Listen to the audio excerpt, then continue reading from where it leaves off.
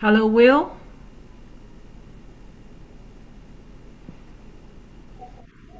Hi, Diana. Good morning. Will is on. I actually just spoke to him on the phone.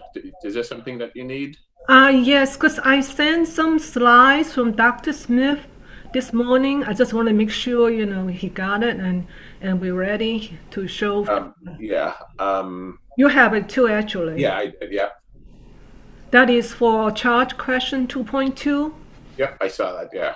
Yeah, so I just want to make sure, he It got came it. through. Yep. Okay, great. That's all I need. So All I'm right. going to mute myself. Okay. Thank you. Thank you.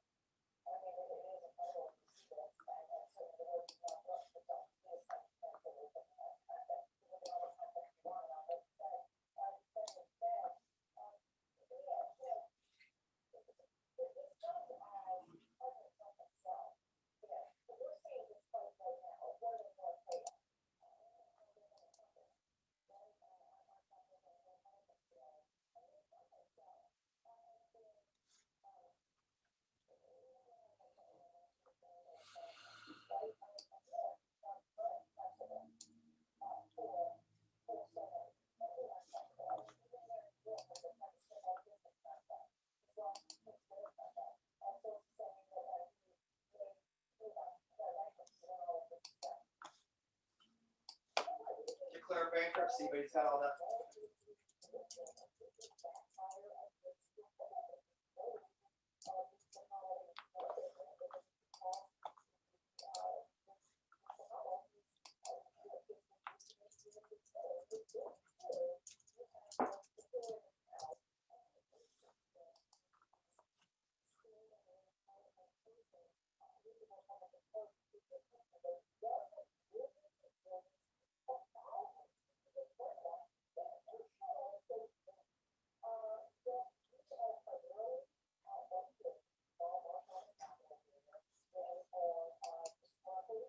I'll be back for my spa day.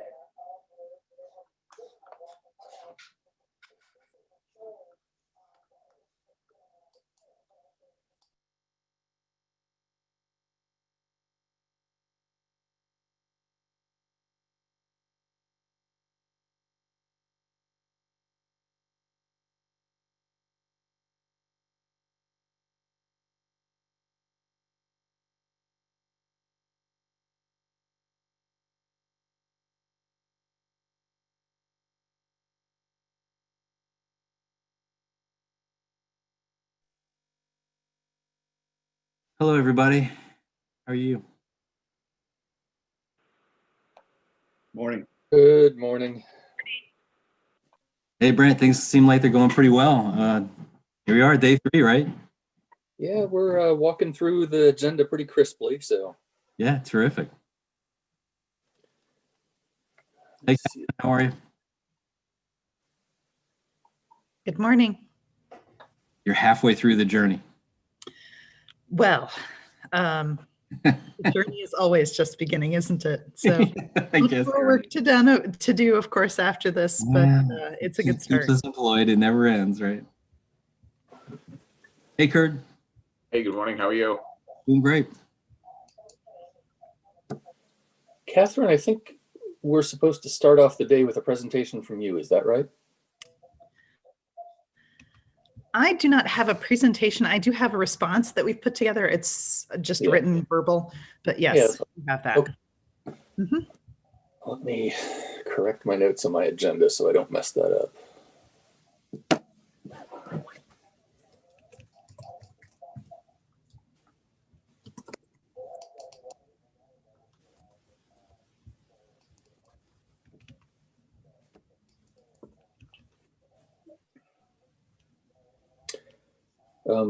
Diana, are you on? She was a minute ago. I just spoke with her. Yeah, she's might have stepped away. I figure Yeah. she's on.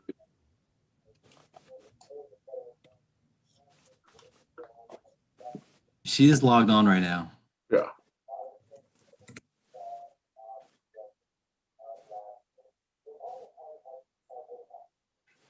Let's see. Participants.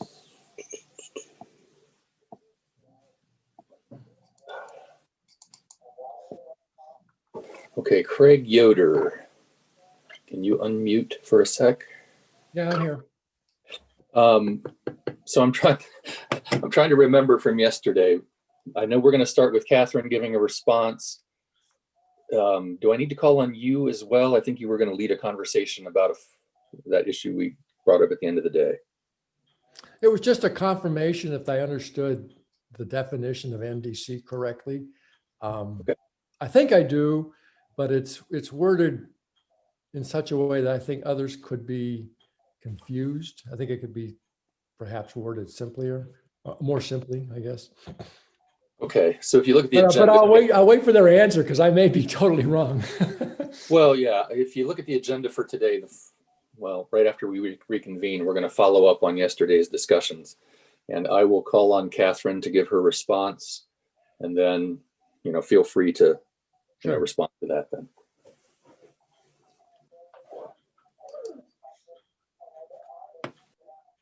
I guess, Catherine, was the question succinct enough? I think we were able to answer it. So I think hopefully we've got something that will provide some more clarity. And if not, we can try again. Okay. It's just probably more of a wording comprehension than fact. As I've said, this is, there are parts of MARSSIM I know really very well, and this is really a part of it that I'm not as familiar with. So I'm depending upon some of my colleagues to provide my answer here. So I'm hoping that what we've got is going to be. Yeah, you'll be fine. You'll be fine. Thank you. Mhm.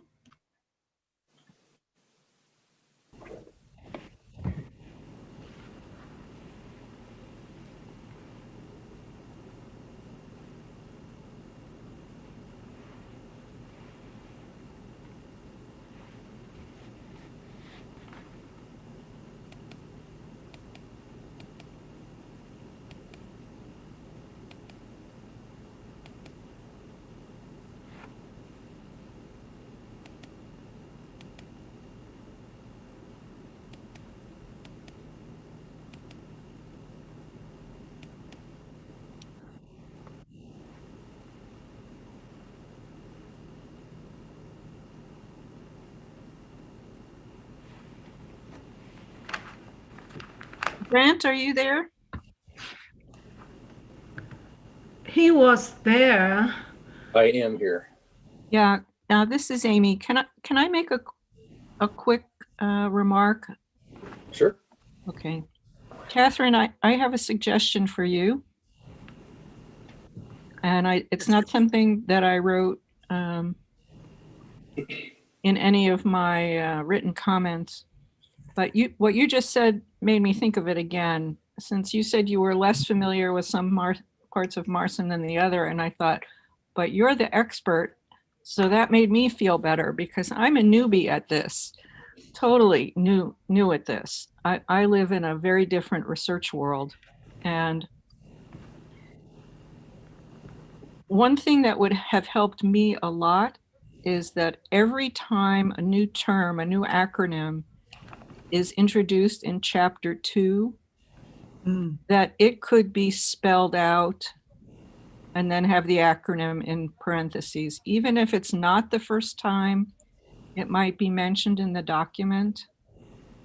Since chapter 2 is really providing the overview of the whole process, it would have really helped me tremendously. I was flipping back and forth to that, 5 or 6 pages of acronyms very frequently. So that's just a suggestion, and I hope it wouldn't reduce the flow too much for you. And for the other people who will be more accustomed to what's required to use it. But for me, that would have helped a lot. So you're just asking for us to make sure we spell out the acronym the first time it's used in every chapter. You're not looking for definition? Especially in chapter 2. In chapter 2. Okay. Because the acronym itself doesn't tell you what the item is really at all. But if the full verbiage is there, it gives you more than half a chance of knowing what it's for. All right. Thank you. You're welcome. Hi, this is Eric Golden. I have a similar comment that was received from Dr. In to add the definitions for AL and DL at the beginning of chapter 5, because I had to search for them myself. And they're not, I don't believe they're in the abbreviation listing. So AL and DL are pretty commonly used throughout chapter 5. Right. Appreciate Okay. that. Thank you. Yes. Yeah, this is Sally Amundsen. I apologize. I can't figure out how to raise my hand right now, but they always seem to move it around. But I would just echo what Amy said. And again, coming from a very similar background, but I found it really difficult, just the wall of acronyms and having to go back and forth. So, and I think, as she says, especially in chapter 2, maybe spell things out occasionally, even if it's not the first time, if it's been a while, just to kind of help out. Again, I don't know how typical we would be, but I think it's difficult for all readers, even if you're familiar with some of the acronyms. Probably a lot of these are going to be new for many people, and it's just hard to keep track of all of it. Thank you.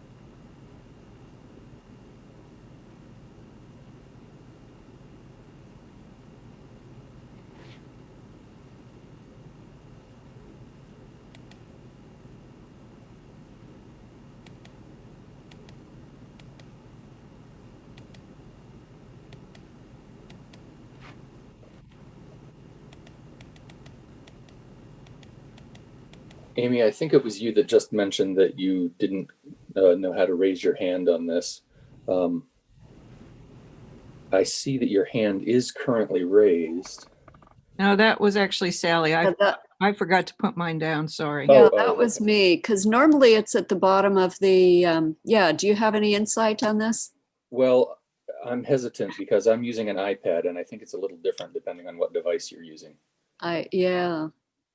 For me, there's in the top right corner, there's 3 dots that say more. And when I tap on that, a list of items pops up and raise hand is one of them, but I'm not sure, it might be different. Well, I get what I've done before is going into participants and I get a little more button there.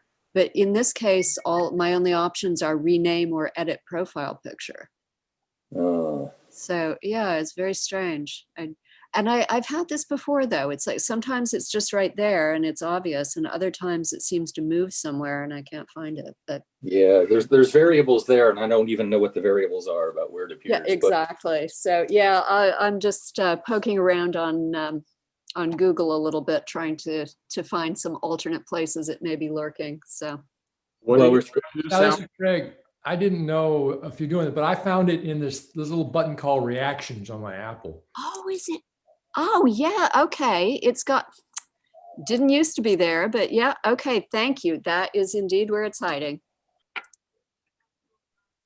Well, and I'm trying not to be too rigorous in applying the raise hand. I think the meeting has flowed okay. We don't have a lot of people talking over each other. Everyone seems to be pretty proficient.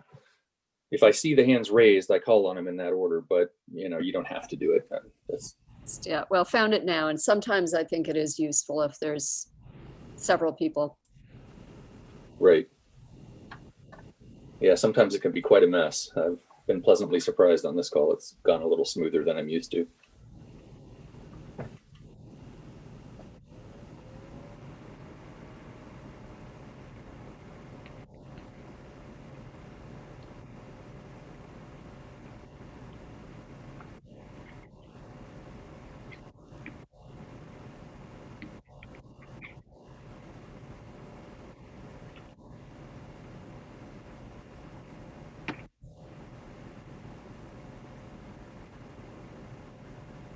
Good morning, all.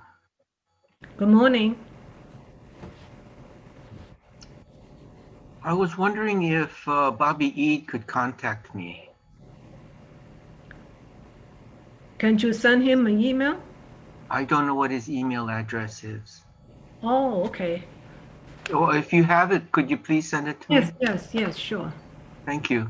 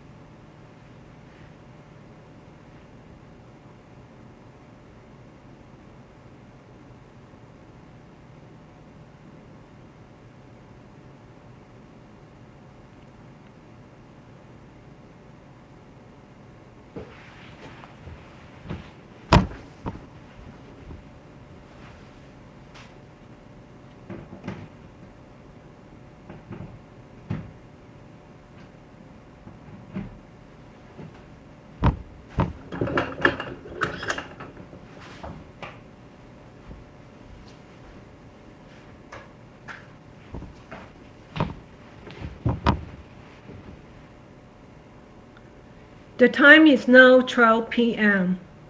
I am Dr. Diana Wong. As the designated federal officer, it is my pleasure to open the third day of the 4-day meeting for the RAC augmented MARSSIM Review Panel. Yesterday's meeting went well. A reminder to the peer reviewers, if you must step away from the meeting for a time, please send a note to myself and the chair, and another note when you're back. I'm going to do our check-in roll call and then start today's meeting.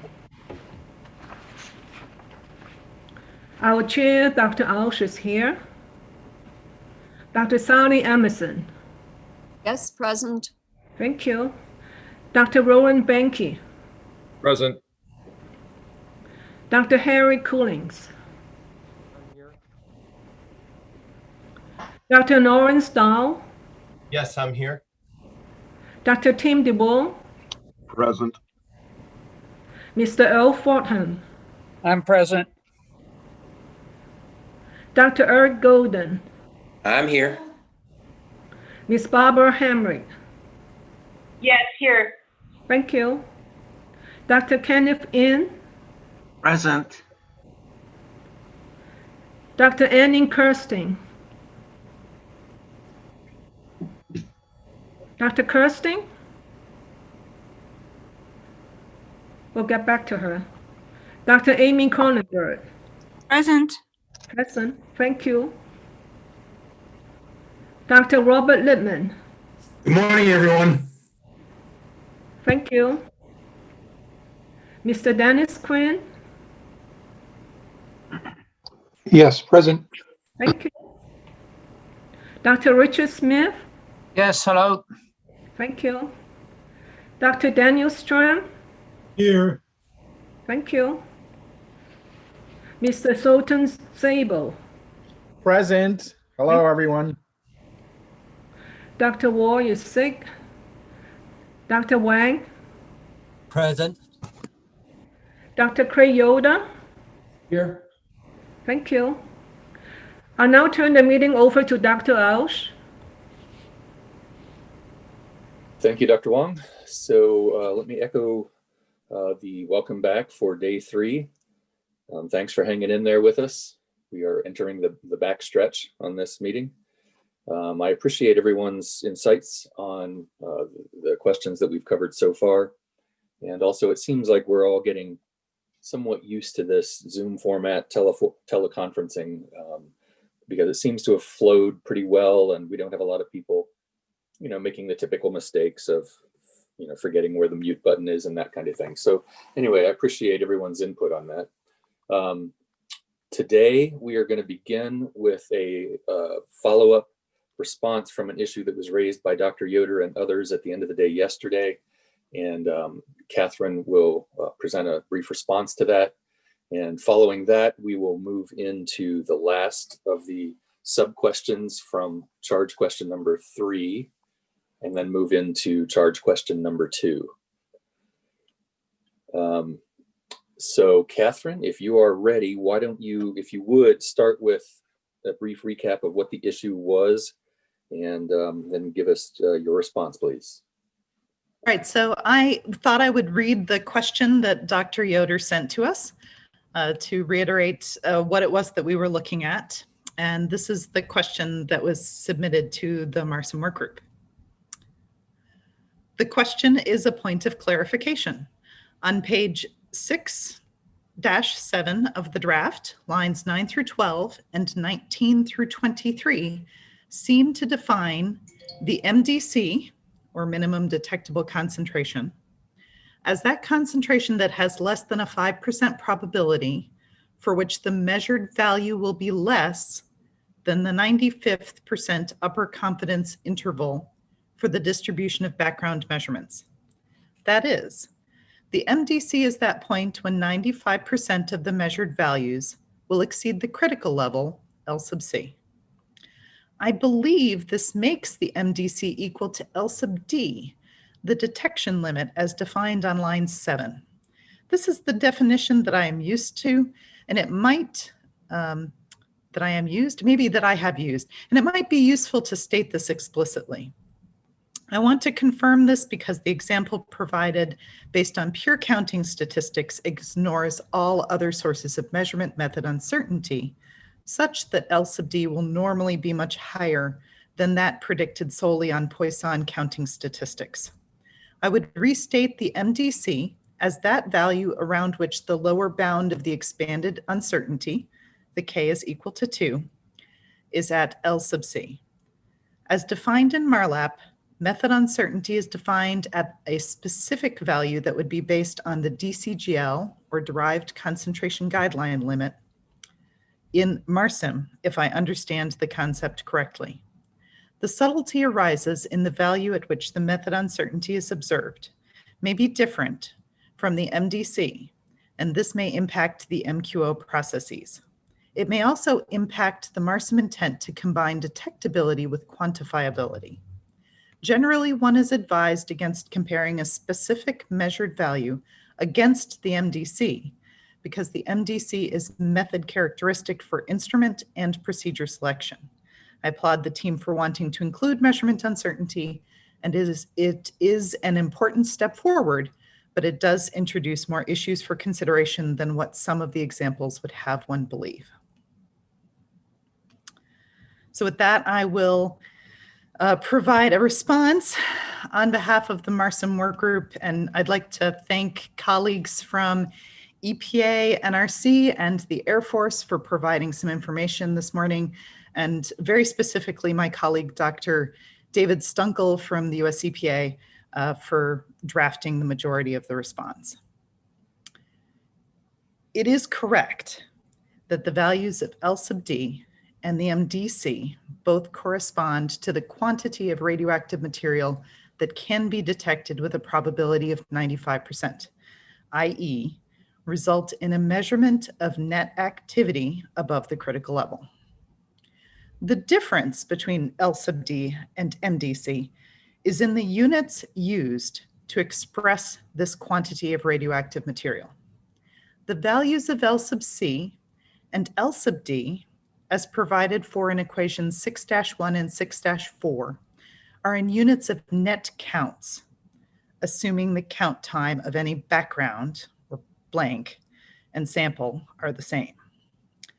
By itself, the number of counts is not very meaningful.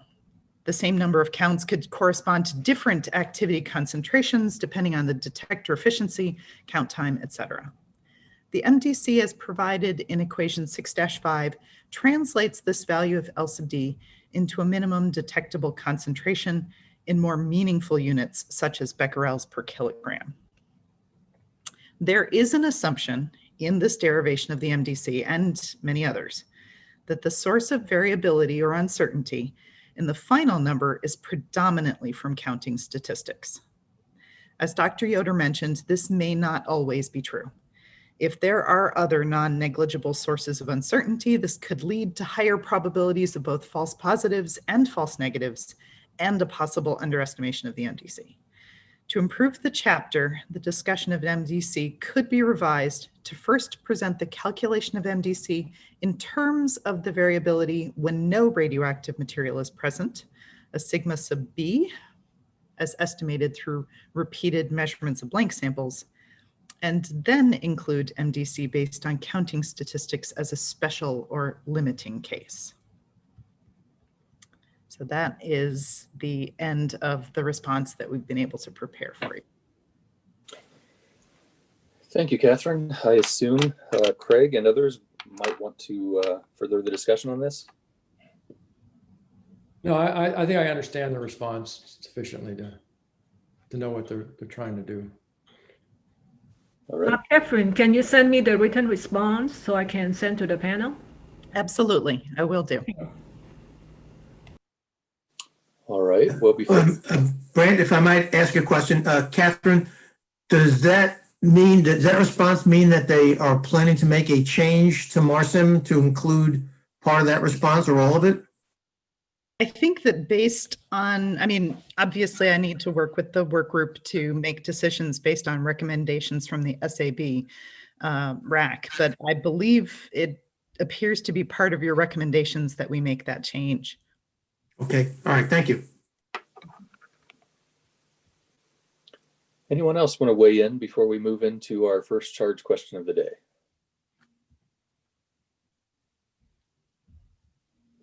All right, well, thank you, Dr. Yoder, for raising the issue, and thank you, Catherine, for your response. Appreciate it.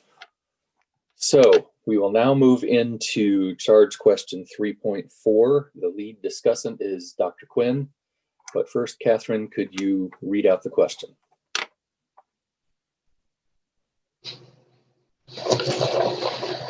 Here, you just said something about us not forgetting to unmute ourselves. I apologize. Question 3.4. Please comment on the effectiveness of moving derivations from Chapter 5 to Appendix O to improve the understandability of the chapter. All right, thank you. Dr. Quinn is the lead discussant. Can you take us through the summary of the preliminary comments, please? Yes, I can. And I think I have an easy one here because there was a lot of agreement. There was general agreement that the change to the chapter was an improvement. With the following things being called out as specifics. certainly the movement of the derivations for the number of samples and statistical tests to Appendix O, the flow charts in figures 5.1 to 5.4, use of bullets versus large amounts of text, improved cross-referencing and improved format of the example survey checklists, and in section 5.3.1, the selection of the scenario and description of how to determine LBGR seem to fit well into the flow of the chapter.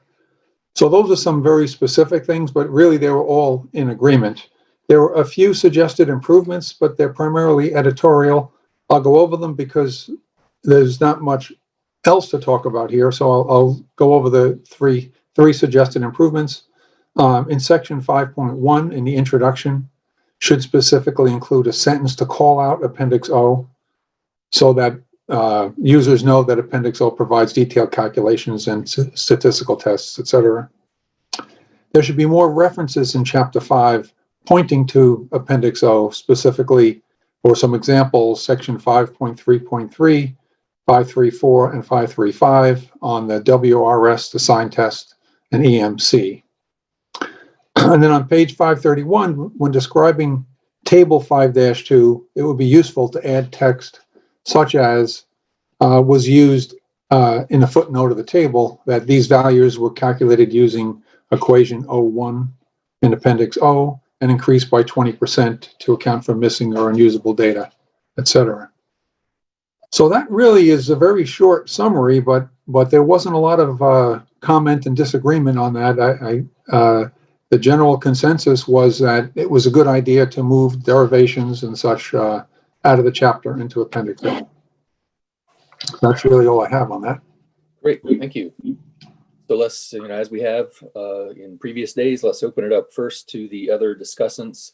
And that includes panel members Amundsen, Dower, Fordham, Golden, Wall, and Yoder. Any comments from any of you?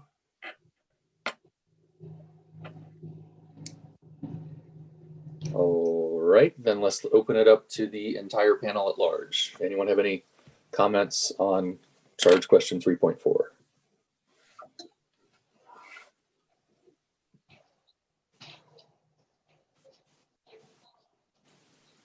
All right, terrific. Well, we are 14 minutes in and we are now an hour ahead of schedule. So well done, everyone. Thank you, Dr. Quinn and the rest. So now we will move into then charge question 2.1. Dr. Duvall is the lead discussant. Catherine, could you read out the question for us, please? Yes, charge question 2.1. Please comment on whether the description of updated measurement methods and instrumentation information, Chapter 6 and Appendix H, is useful, appropriate, and clear. Thank you. Dr. Duvall, please. Yeah, so many thanks to my fellow discussants on their input on this charge question. I personally found this challenging because it wasn't as specific as some of the other charge questions that I was dealing with. I understood from our meeting in December that we weren't supposed to go beyond the discussion or any review beyond the specific question, which would then require for this one for someone to go back to version 1 and compare what was new versus what was old.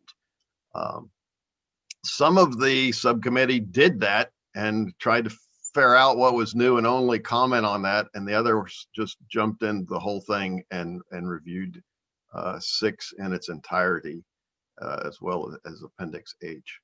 So I do acknowledge that jumping into just the new portion was like jumping into the technical deep end of the pool, because to thoroughly understand the changes that were made, one needed to go back and look at the prior material.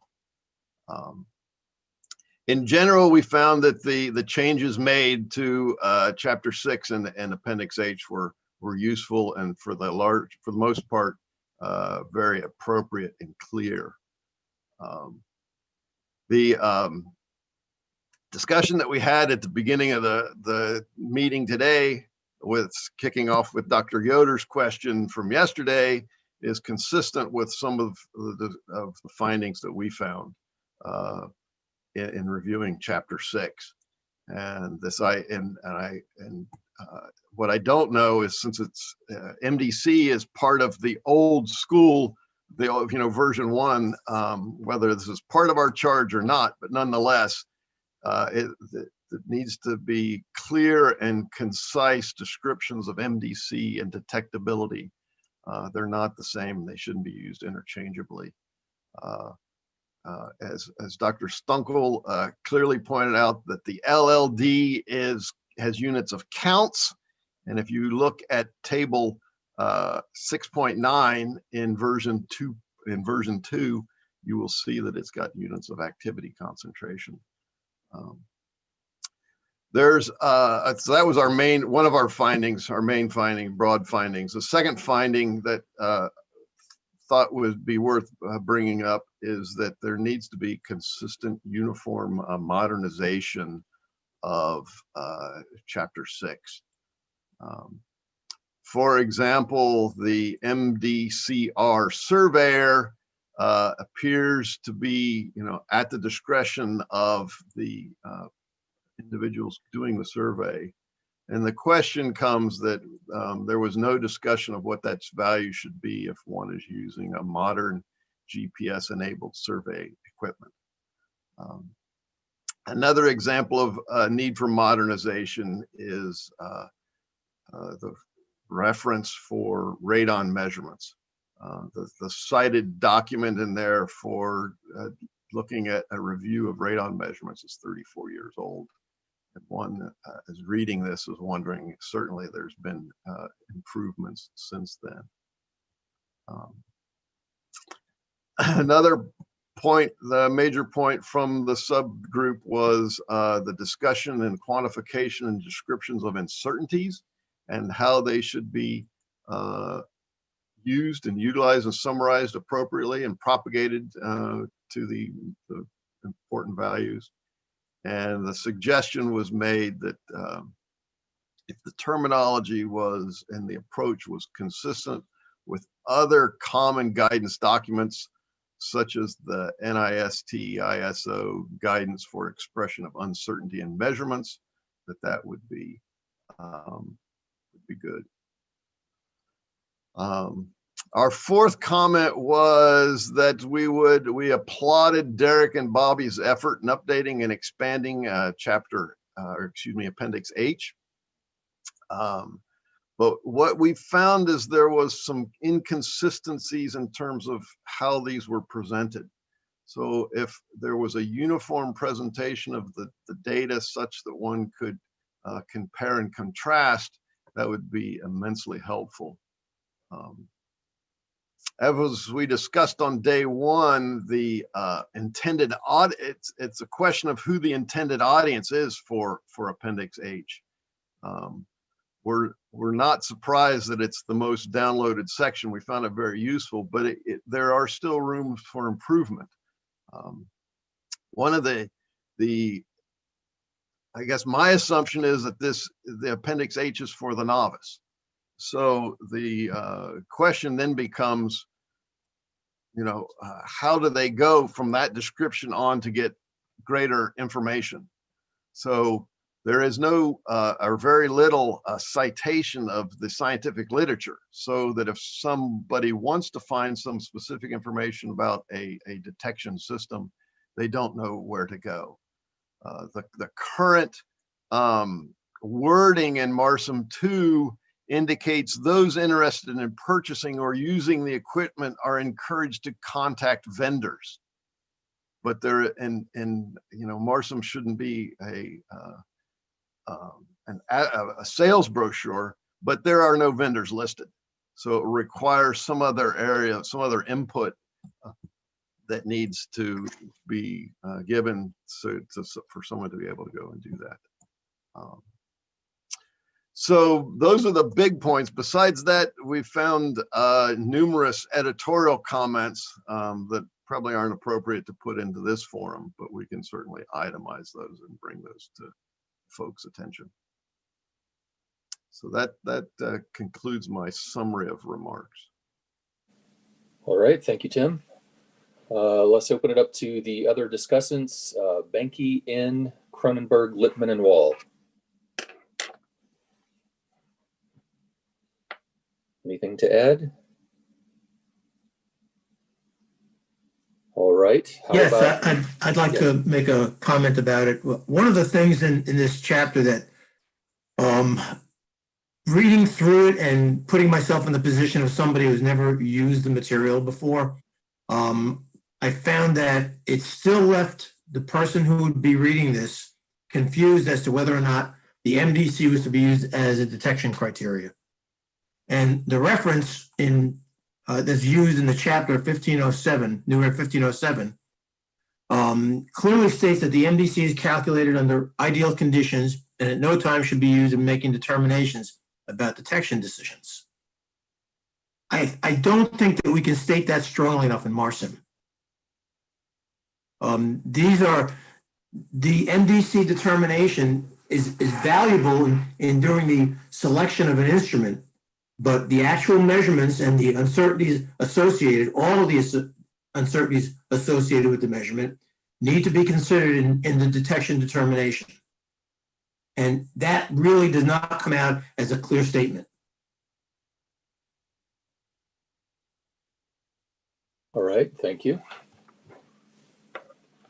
Any other of the named discussants want to weigh in before we open it up?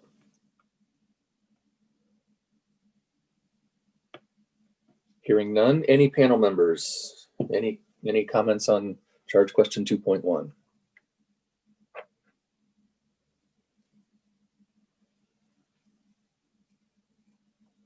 All right, hearing none. So I'm looking at our... This is Ken. Yes, Ken. Yeah,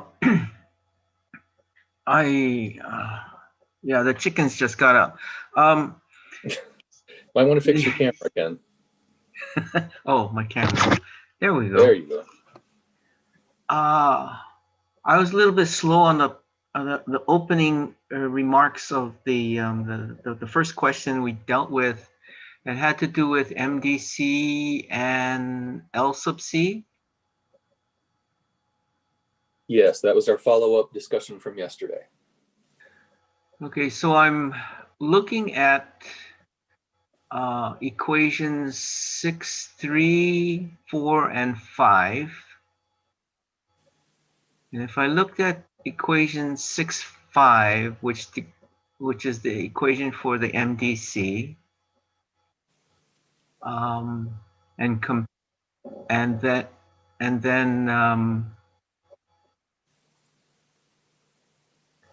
seem to get the impression that, and then also the equation for L sub C, I seem to get the impression that L sub C and MDC are not the same thing in terms of counts of background. And the relationship between the LD and the MDC is just the factor of this conversion factor to units. So, and L sub C is part of L sub D. So I didn't quite follow the response that L sub C and MDC were the same, unless I misheard. So I just wanted to raise my confusion there. I personally didn't hear any discussion of L sub C in the opening remarks that Catherine presented from Dr. Dunkel. It was just in reference to L sub D and MDC. Oh, L sub D and MDC? Yes. Okay, I'm sorry. Sorry. Yes, indeed, they are the same except for the conversion factor to actual usable units. And then as Bob says, when you start throwing that in, then all the other uncertainty components might want to be considered or perhaps should be considered. And in the opening remarks, the comment was that this formulation is not included. It's assuming that the counting uncertainty dominates. That's what I caught from Catherine's discussion. But when you start doing surveys, I mean, scans. That's right. I wholeheartedly agree with you. Yes. And all kinds of ugly things show up. Challenges. Thank you. This is Craig Yoder. The reason I kind of keep harping on this MDC is that in the other instrumentation, not all instrumentation yields counting. I know the scanning and a lot of the stuff in the field are in fact going to be count related. But when you look at Appendix 8, there are a number of analytical methods that are going to have their own issues with MDC. And so my idea is that have a general philosophy so that when you look at something like a TLD or an OSL, you'll understand that how that MDC or minimum detectable dose conforms or not conforms with what you think the MDC is. That's kind of where I'm coming from, because it's got to be more general than just counting because of all the different analytical techniques now being referenced in the appendix. Well, the concept of MDC and these equations that Ken was pointing out, ending with 6-5, that is assuming count data. That you have a distribution of counts. So if you're reading out an OSL and you have a current, this is not applicable. Right, and I think that's what has to be made a little more clearer, that example is a very explicit example, and you got to be careful with it, as Bob says, even if you're doing counts. But the other analytical methods are going to have their own approaches to how that minimum value is determined and what it means, so that you understand how there's a comparability between the methods.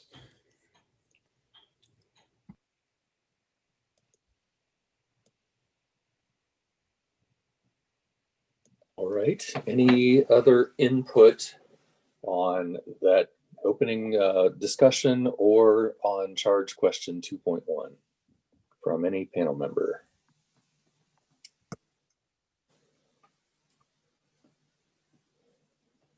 This is Zoltan Sabo for charge question 2.1.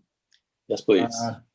I would agree on the radon manual that it's definitely out of date. I think there are a few new reviews written in the last few years. In 2016, there was an entire book written on radon and the environment, and I believe its second chapter might be called Radon Measurements or Radon Measurement Techniques. It's about a 20-page chapter that's fairly comprehensive. So I could send that to the panel members if they're interested, or certainly, I guess, is it Timothy who's in charge of this group? Yes, it is. Yeah, if you could forward it to you, sure. That'd be great. Yeah, I didn't do the research. I knew there had to be something out there that was more modern. There is. I think there's more than one. That's the one I could whip up right away. But yeah, I think there's also some journal articles that are like review articles. Okay, I'll forward that to you. Thanks. Thank you. No problem. And also make sure to copy Dr. Wong on your message. Okay, will do. Any other input for charge question 2.1?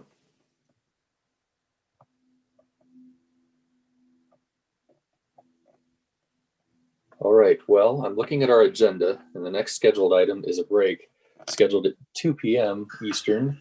So it seems a little early for that. So I think we may postpone that break and move ahead into our next charge question. Dr. Smith, you are going to be on deck for giving the summary, but first let's start with Catherine. Can you read out the charge question, please? Yes. All right, charge question 2.2. please comment on whether the additional optional methodology for the use of ranked set sampling in Appendix E for hard to detect radionuclides is useful, appropriate, and clear. All right, thank you. Dr. Smith, take us away. Okay, I'd actually prefer to present this myself, but I don't really mind either way. What's the best way to do it? Because at the moment, I think Mr. King is actually controlling the slides there. That's correct. I mean, I can make you a co-host and you can share your screen, or I can click them for you. If that's okay with you, that's what I'll do. Sure. Just give me one moment.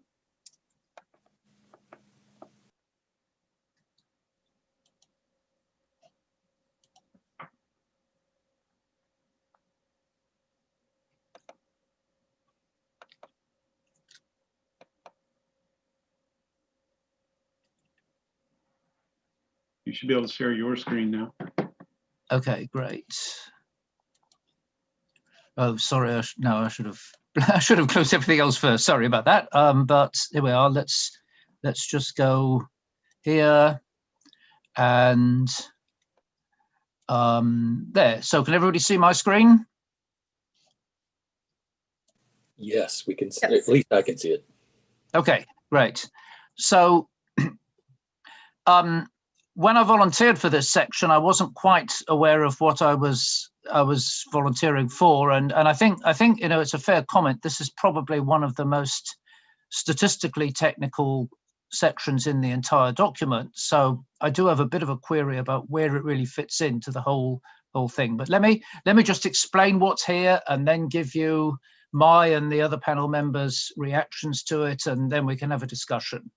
So I thought, no, probably most people here don't know what ranked set sampling is, and I'll be perfectly frank with you. I had to look it up myself. It's not something I deal with on a daily basis by any means at all. But let's just have a quick look at what it actually is. So it's a method of constructing a random sample that potentially it's got the potential to improve a lot on a simple random sampling SRS scheme with some small additional effort. And to do an RSS, a ranked set sample, you need to have two methods of conducting a measurement. You need a rough and cheap method and a precise and expensive measurement. And I believe what we're talking about in a nuclear testing context is that the rough measurement would be something that came from a scan, and the precise measurement is based on exact analysis of the soil samples. I think that's what we're talking about. And the idea is to use the rough measurements to help us construct a better sample for the precise measurements. It works best when the result rough and precise measurements are highly correlated, though it can still improve on simple random sampling even when they're not. If anyone wants to interrupt and ask a question, please do. So next slide. This is an example of how it might work. So select 9 sites for sampling. So you've got your test area that you're trying to assess. Let's just go out and pick 9 possible sampling sites, and you divide them into 3 blocks of 3. Now, this doesn't have to be geometrically even blocks or anything. It's just saying take your 9 sites and arbitrarily allocate 3 of them in block A, 3 in block B, 3 in block C. Do this rough measurement technique at each of the 9 sites. So then within each of those 3 sites, within each block of 3, put the rough measurements in order, call them small, medium, large, and associate those labels with the 3 sites.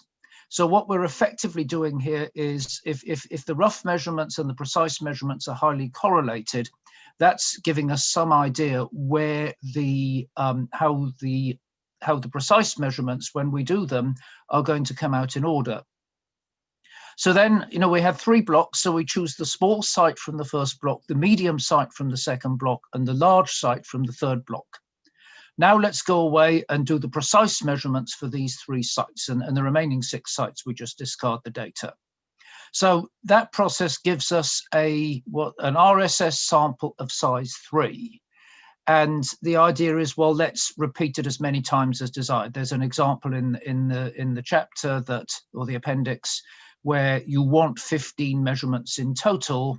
So you just repeat this whole process 5 times to get, 5 times you get this block of 3 by 3. Now you don't have to use 3x3 blocks. You can use 4x4 or 5x5, and there are tables in the text for those cases. As far as I can tell, no one in practice goes larger than 5x5, though. I mean, theoretically, you can continue 6x6, 7x7, and so on. So that's what the method actually is. So the question is, well, why does that work? What's the theory behind it? So, by the way, what I'm saying now is not precisely what's in the text, but this is my interpretation of it that I've read from some other sources. So if we take an estimator from this RSS process, that's unbiased to the same population mean as SRS, simple random sampling. So in other words, if the SRS method works, then this method should work as well. And the variance is never going to be greater than the variance from SRS. And even if the correlation between the rough measurements and the precise measurements is low, that statement is still going to be true. Now, we can calculate a theoretical variance for the RSS estimator, and that's where all the mathematical theory comes into this. But everything, the mathematical theory, and I think this is true of all the tables in the text, it assumes that the ranking is essentially perfect. In other words, when we're doing this, looking at the rough data sets to decide which is smallest, middle, and largest, that does correctly identify the order for the real measurements, the precise measurements. And to do that, I mean, it doesn't require perfect correlation between the two sets of measurements, but it would need something close to that. And I think the wording of the charge question is hinting at this, that to do this, you clearly need a pretty high correlation. And how would you ensure that effectively is the charge question. And these tables, the E.1 through E.4, I believe it's true that they do assume perfect ranking. I mean, they couldn't derive the tables if they didn't assume that. And I also believe there's an implicit assumption of a normal distribution, which gets back to some of our earlier discussion about when is it appropriate to use normal distributions with any of the things we're talking about. That's not stated explicitly, but again, I don't think they could have calculated the tables without doing something like that. I'll also point, there's a comment about sample sizes when they're doing their power calculations. They said, well, we increased the sample size by 20% to account for possible missing or unusable data. Well, maybe you really need to do that. As I've said already several times, I'm not practical experience of conducting these measurements, but it sort of counters the idea that you're gaining efficiency by doing this method. I mean, maybe instead of doing RSS, maybe you should be designing your samples differently so you don't have to throw 20% of the data away. That's just a side comment I had. So, no, these are my comments, a summary of the comments that are in the document you all were circulated before the meeting. So I thought it was well written for somebody with a statistics background. I had some concerns even before seeing that my colleagues would essentially agree with this, that I did wonder a bit how somebody without some sort of, maybe master's level statistics training would really understand it. I mean, this is something that could be a chapter on it from an EPA handbook for statisticians. It's not at the same level as the other things we've reviewed, but I did actually think it was well written given what it is. I felt what was really missing here was any real discussion of when should you use this. Because obviously this method, although I said it's more efficient statistically, it also requires more work. You've got to actually go out and make these rough samples, and whoever's applying this has to at least have enough expertise to understand what we're doing and why we're doing it. So there's no discussion of that. And I'll also point out that if you look at textbooks on statistical sampling methods, there are other methods called things like stratified sampling, the regression estimator, the ratio estimator, which could potentially be using these, which are also methods that you could use these rough measurements to improve on the SRS. And there's no real comparison. In fact, I haven't seen a comparison in the literature about whether this method is better than those methods. And then I also had a number of technical queries that I don't think we need to discuss in open session. They're sort of more like referees' comments on the manuscript. And then to summarize, please, all three of you, please expand on this if I'm not covering everything you wanted to cover. But Dr. Cullings, his comment was that he thought the method was well illustrated, but it wasn't well explained. And he said it would be good to give some basic idea of how it works and why it's worthwhile. Well, I tried to do that a couple of slides ago, but this is part of the discussion. He asked how high does the correlation between these two sets of measurements have to be, and it's true that the chapter doesn't put down any criterion for that. And he also asks, well, give us some more idea what sort of rough measurement you're actually talking about. Dr. Duval felt it was useful and that the examples were helpful, but he also had a number of technical comments. Dr. Littman, I think, was probably the most negative about this appendix. He said the concepts put forward do not provide the user with reasonable direction or assurance that HTD high activity concentration areas will be properly selected, and significant information and guidance about how to perform this type of assessment is missing. And Dr. Littman also had about a page's worth of technical queries. So the tentative conclusion, at least this is my attempt to summarize my own thoughts and everybody else's, I think there does need to be more careful explanation of the method to make this useful to somebody without a statistics background. I think, summarizing the comments of all four of us, I think we found the examples useful, but clearly some panel members thought that there should be more extensive illustrations. And then I raised this query, and how they would fit in with other aspects of the sampling procedure, such as minimum detection levels and stuff like that. I felt there should be more extensive discussion of how and when this method should be used. And in addition, I think all four of us had technical queries or some suggested edits. So that's the end of my contribution. Thank you. Thank you, Dr. Smith. So let's open it up to the other named discussants, Cullings, Duval, and Littman.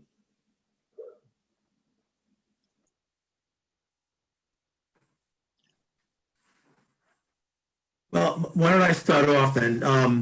One of the things that I found a little distressing about this is we are looking at hard to detect radionuclides, and I'm not sure where and when the term hard to detect radionuclides came into play, but I believe it actually started with laboratory analysis, because hard to detect nuclides are just that. They are either weak emitters of the radiation that you're trying to measure, or they have an extremely low rate of emission based on the type of decay that's being formed. When using scanning instrumentations, one of the things that Dr. Smith mentioned that I think is really important, and I don't think it's emphasized enough in the chapter, is that if rough and precise measurements are correlated, so if the field measurements and the laboratory measurements can be correlated, well, that would imply that the field measurements of the hard to detects are also going to be to those other radionuclides that might be present that are easier to detect. Because for alpha and low energy beta emitters, scanning instrumentation in an area which we assume is already going to have been cleaned up to a certain extent, now you're going to be measuring levels or concentrations, activity concentrations of those radionuclides that are very, very low to begin with if they haven't been successfully removed. And now you're relying on the response of a scanning instrument to say, here it is, based on the response of the instrument. Now, does that mean that response of that instrument is solely responding to the alpha or the beta emitter, or are we correlating that with another radionuclide that might be present? And then we also have to ask the question, so what is the uncertainty of that measurement if we're really at a small level above the discrimination level overall? What is the confidence that we have that even if we find an area that we think is an elevated area, that is going to have those hard to detect radionuclides? And so there's a lot of assumptions that are made here that are not explicitly stated, that really need to guide the user into saying that, okay, if you've got uniform distribution, and if you can assume that the response of the instrument to the hard to detects and anything else in there are correlated, then we can take samples in those areas and be confident that we're measuring what we're seeing. There was also some discussion in the chapter regarding using ratios of radionuclides that are easy to detect or hard to detect. And again, that assumes that it would be uniformly distributed in that ratio throughout the area. So those were the comments that Dr. Smith indicated that I felt the most negative about. All right, thank you. Anybody else who needs to weigh in? Yep, any comments from any of the other named discussants? Yeah, I have one comment, which is that I think that in the appendix, the only example given of a rough measurement is a radiometric method. But in the accompanying material in the charge question, it even mentions something about soil particle size, and there are other kinds of rough measurements that one could envision, such as maybe soil chemistry and that kind of thing. So I think that that some alternative rough measurement methods should be mentioned in the appendix. Just wanted to note that. All right, thank you. Anyone else? Well, let's open it up to the whole panel. Does anyone have any input for charge question 2.2? Battery 30.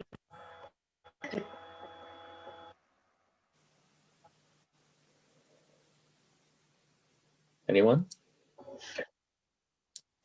Hello, Mike. This is Ken. Yeah, Ken.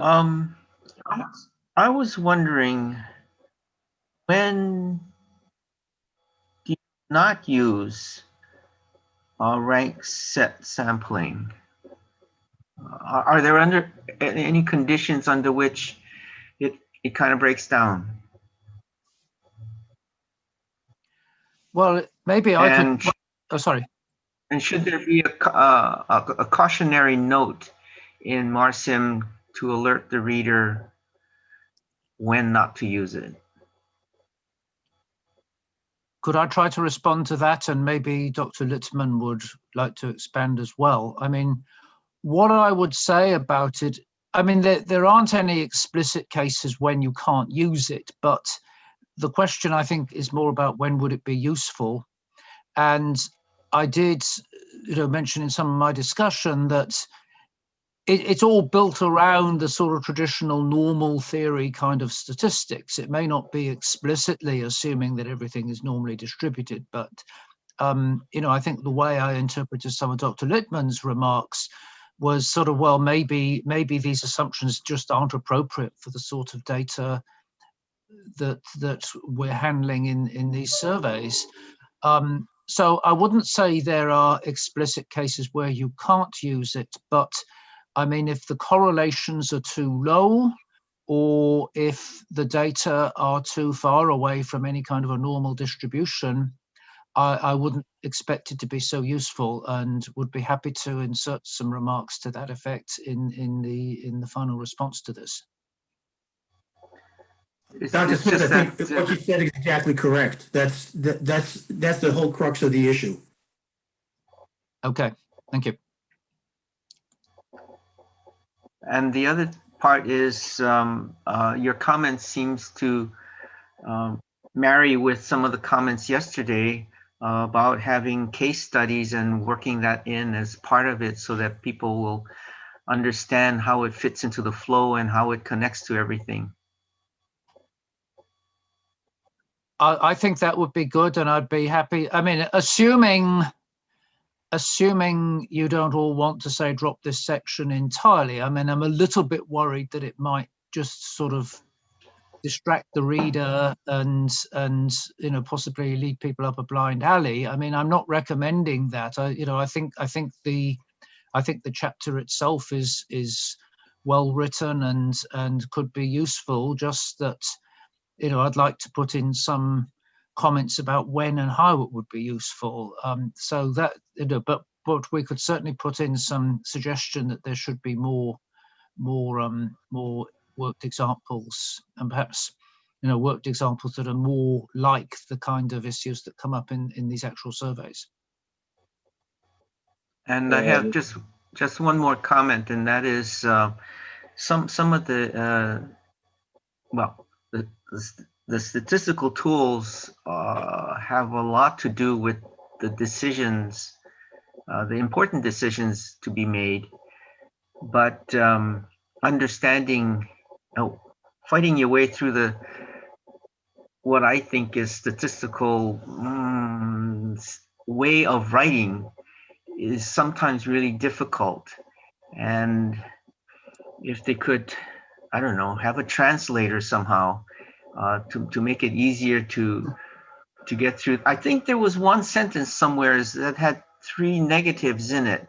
And so I had to take the 2 negatives, cancel them out, and see where the last negative led me. Or it was, I found it sometimes trying. If and you could that's send just me. Okay. If you could send me a note about that, we'll certainly put it in our summary comments. I mean, to answer your broader point about decision analysis and that sort of stuff, I mean, the emphasis when they developed the theory for this, the emphasis is all about the variance of the estimator. And I think it's sort of understood that if you can get a better sampling scheme, if you can do something that improves on simple random sampling, that's going to be useful for other types of decision problems as well. It's not just for constructing confidence intervals for a mean. It could be used for hypothesis testing and other things you want to do with the data. But that isn't emphasized, and perhaps if they put more examples in, we could suggest that. Yes, and I'm not sure that this comment might be redundant to what you just said, Richard, but it seems to me that we're all in agreement that more case studies would be helpful. And I think it would be especially helpful if those case studies included the kind of decision process that you're talking about here. Is this a good method to use for this particular situation or not? And kind of explicitly include that as part of the case study. Okay. Any other discussants or anyone have any input for charge question 2.2?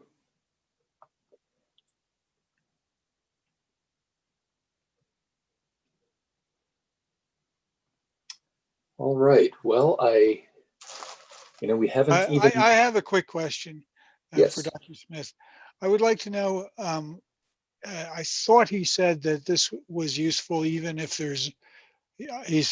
I wasn't sure if he meant low or just no correlation between the rough measurement and the laboratory gold standard. Well, the theorem, if you follow through the math of it, and the theorem says that the variance never goes up as a result of doing this. So even if it's uncorrelated or almost uncorrelated, you won't do worse than simple random sampling. But do you do any better? But obviously you don't do meaningfully better. No, I think, like I say, I'm not an expert in this method myself, but I think I would imagine you'd be needing to be talking about something like 90% correlation to really get efficiency improvements using this method. And I would question myself whether that's something that happens in the practical cases we're talking about. Yeah. There's a statistical literature about calibration studies, but that has some similarity to this, but I'm not sure that it's really the same thing. Do you have any comments about that? I sort of had a bit of a different reaction, which is that if I have this proxy variable, which is very highly correlated with the real variable, aren't there other things I might do with it? Perhaps more efficient use of that variable than this. And that's the context in which I brought in regression estimators and ratio estimators. I was thinking about that if we have this really nicely working proxy variable, maybe we should build that into our sampling procedure and not bother with ranked set sampling. But I don't know whether anybody's ever done a theoretical comparison of the two methods.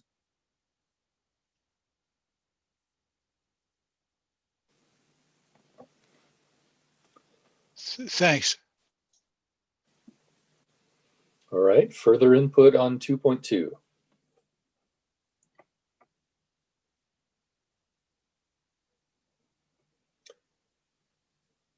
Well, hearing none, I see no reason why we can't move ahead into our last charge question then. That is question 2.3. So Dr. Golden will be the lead discussant on that, but Catherine, could you read out the question for us, please? Yes, charge question 2.3. Please comment on whether the new and additional examples provided in Chapter 5 are useful, appropriate, and clear. All right, Dr. Golden, the summary, please. Okay. Good morning, everyone. At least it's still morning here on the West Coast. I'd like to preface the remarks real quickly with a note regarding a question that was raised on Monday. Some folks not familiar with MARSSIM asked how many people actually use MARSSIM. And I can speak from the nuclear power arena. There is no other. I've been involved in decommissioning for a while now, and I can't imagine a nuclear plant not using MARSSIM as a structure for planning a license termination. And I can also speak to a couple of termination of state radioactive material licenses, and we relied heavily on a MARSSIM structure that helped see those license terminations through. So anyway, it is used regularly in this industry. So charge question 2.3 is fairly straightforward, commenting on the usefulness and accuracy of additional examples in Chapter 5.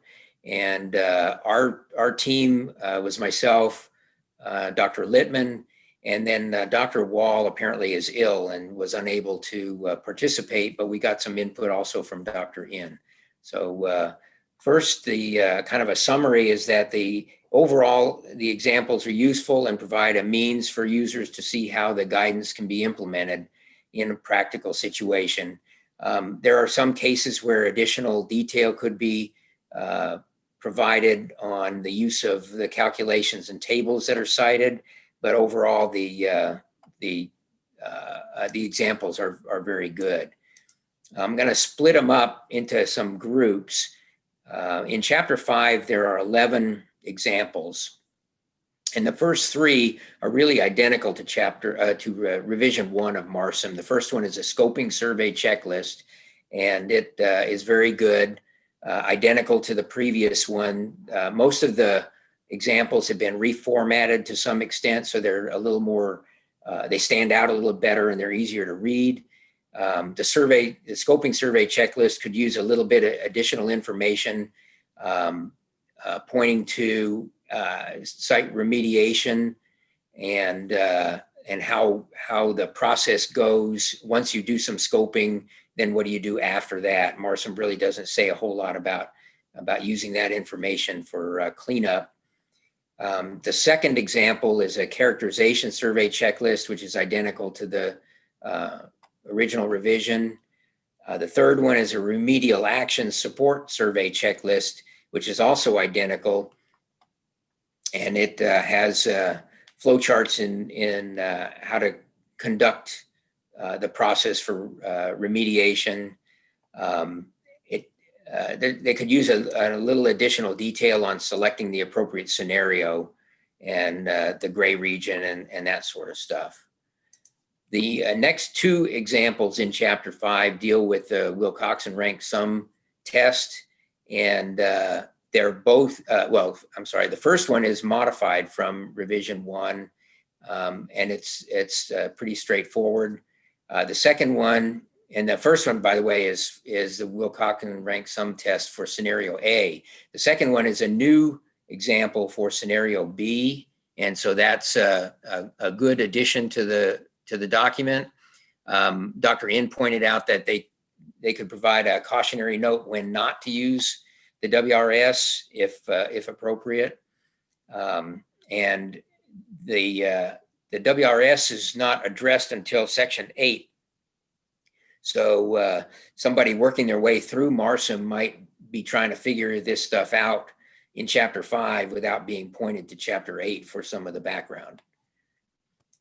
The next example, 6, is a new example for the sign test under scenario A, and it could use additional information on the type 1 and type 2 decision errors and that sort of information. We've got a little more detail that we can provide.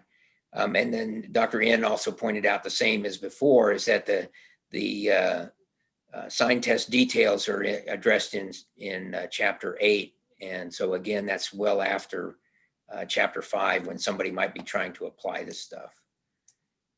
Examples 7 and 8 deal with additional data points, and they're both modifications from Rev 1. There are some assumptions that are made about the initial calculation of samples, and there's a question, for example 7, there's a value of 27 in the example and doesn't point out where that number came from, and probably from the use of a table, but it needs to point to the table. Example number 8 is another example on whether additional data points are required. It's a good example. There's a editorial error. One of the numbers needs to be changed that Dr. Littman pointed out. Let's see, examples 9 and 10 are sampling patterns. They're both identical to revision 1. Good graphic demonstration of how to set up a sampling pattern. They both could use some additional information about how to find the random starting point for those patterns. And then example 11, the last one in the chapter, is a sample checklist for the final status survey. And that's a very handy and useful tool for conducting the most important survey. And it is basically the same as what was in revision 1. So in summary, there's 11 examples in chapter 5. 5 of them are unchanged other than formatting. 4 of them are modified and 2 of them are brand new. And the new examples are a definite improvement and are quite useful. And then most of the rest of the material was reformatting, making it easier to read. So in summary, we agreed that the examples in chapter 5 are an improvement over the revision 1 of MARSSIM. And that's what we have. All right, thank you, Eric. Dr. Littman, anything to add before we open it up? I think that was a really good presentation of the findings. Again, the emphasis, I think, from all of us was that the examples are good, but for someone who's unfamiliar with sampling theory and statistics, showing where all the numbers come from in the previous tables and other points in the document would be really important. It took me a while to find where the number 27 came from, and I knew what I was doing. Somebody who's unfamiliar with where the tables were would be completely lost. So don't assume that somebody who uses this really knows a lot about statistics theory, and that would really be helpful. That's all I had to say about that. Great, thank you. Panel members at large, any input on charge question 2.3?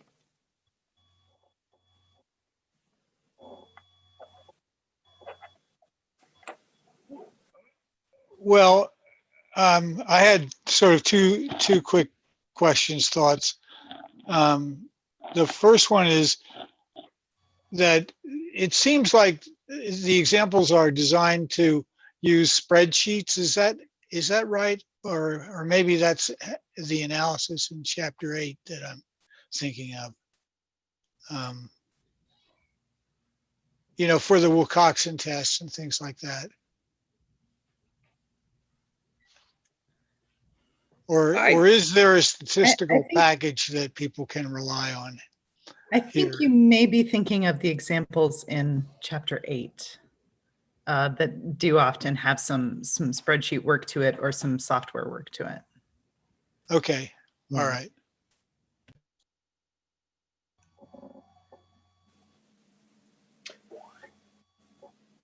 Okay.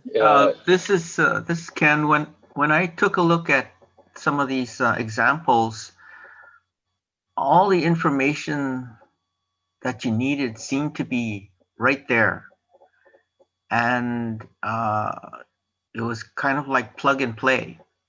And the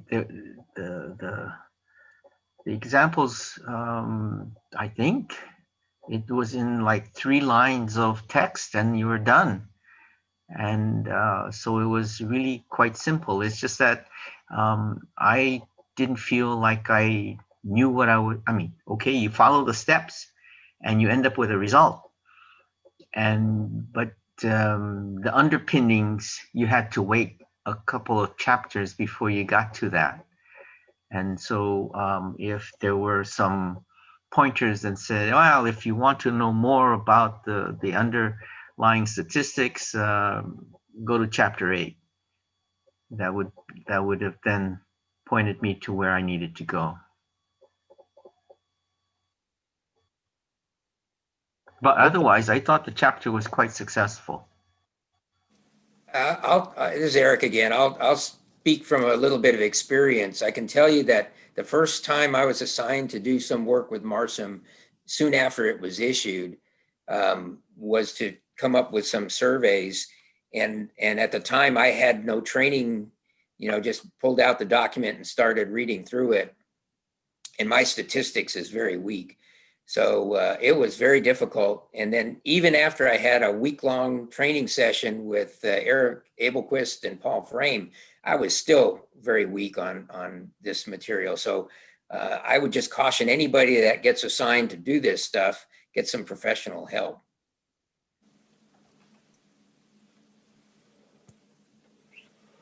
All right. Any further input on question 2.3? Could I ask a question? This is going back to the comment that was made about software a couple of minutes ago. Do people in this community use R? Now, within the statistics, professors of statistics within stat and math departments, I mean, the 2 most common packages are R and MATLAB, but I understand you can't recommend the use of commercial software. But R is a free package, and there's a huge number of, well, R itself is a free language, but also the user group of R maintains a huge number of packages, and these are freely available for download. And I don't know which ones specifically. I could do some research of my own if you wanted me to see which specific packages would be recommended for some of the things you've been talking about. But I feel that people working in this field should at least be aware those tools are available. I think to answer your question, Dr. Smith, we often work with our students using ProUCL as software for doing at least the WRS test, which is very difficult to do by hand. So we do actually in our training class provide a demonstration using that software. Okay, I'm not familiar with ProUCL. I also don't know which package in R would do the WRS test, but I'm absolutely certain it absolutely has to exist. I could look it up if you want me to. Thank you. And Catherine, if I might add, Visual Sample Plan. This is Cynthia Barr. Visual Sample Plan is also used by industry to do a lot of these tests as well. That was developed by PNNL. Yeah, and the NRC currently has a contract also with VSP, or PNL for VSP, I should say. Right. We are limited, of course, in what we can recommend to government provided freeware that's got that full quality assurance package behind it. So it's a fairly limited amount of software that we could actually recommend as part of our process. This is Ken. I was curious, well, since the topic has come up about tools to help the users, there was a question about, a concern that dealing with uncertainties was difficult. And there are some packages out there that you plug stuff in and out comes your uncertainty on the back end.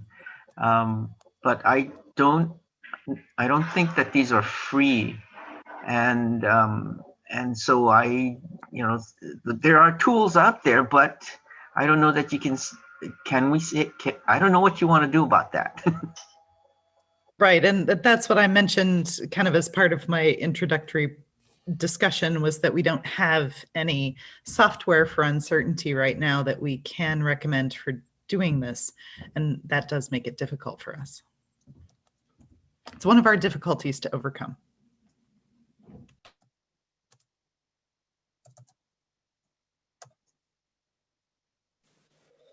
All right, any other input on question 2.3?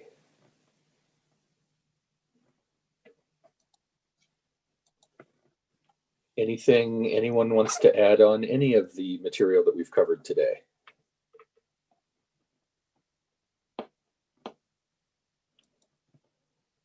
Okay, well, we are way ahead of schedule, but there's nothing wrong with that. Before we move to recess, I've noticed that there's a lot of traffic about what's coming tomorrow, and tomorrow is going to be the summaries. And there's been a lot of email messages back and forth.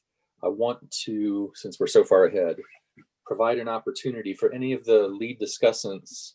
If you have any questions or uncertainties about what is requested of you tomorrow, now would be the time to raise those questions.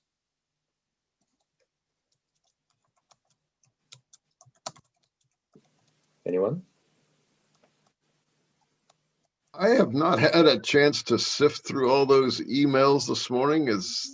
Can Diana summarize what they say? I mean, I saw them as I was logging into the meeting today, but. I sent another email this morning. Oh, great. To give further clarification, and I hope that helps.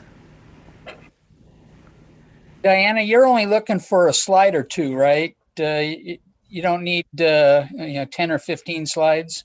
I don't expect 10 to 15 slides, but for some questions, I think you will need more than 1 or 2.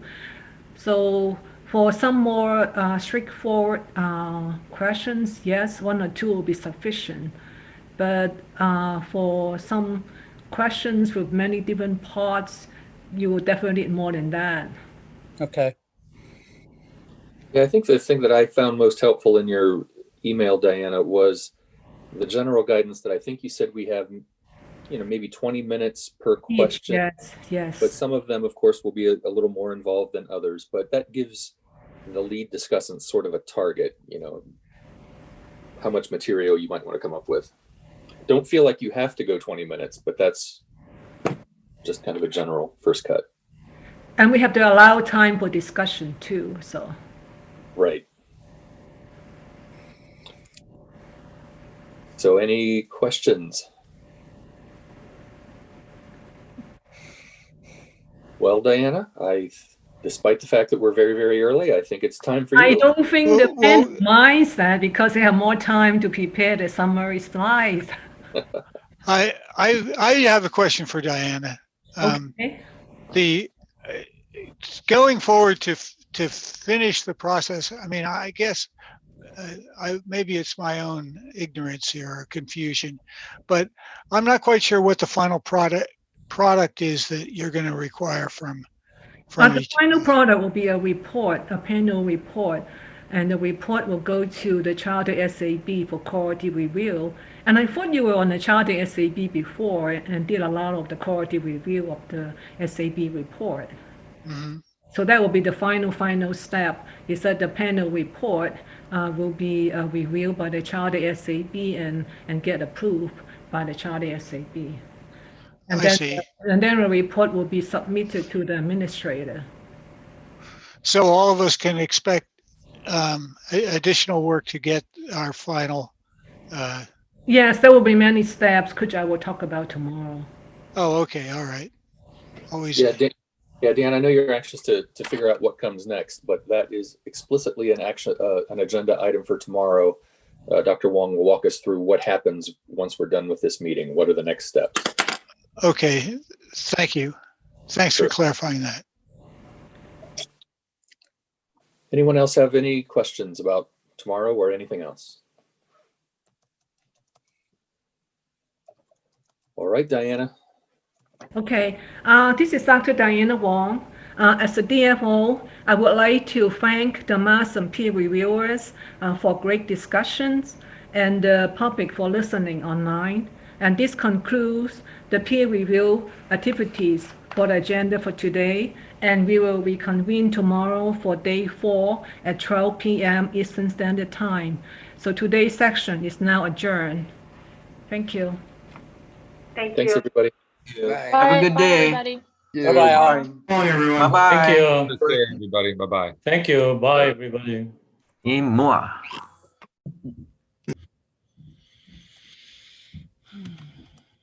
Hey, Bobby.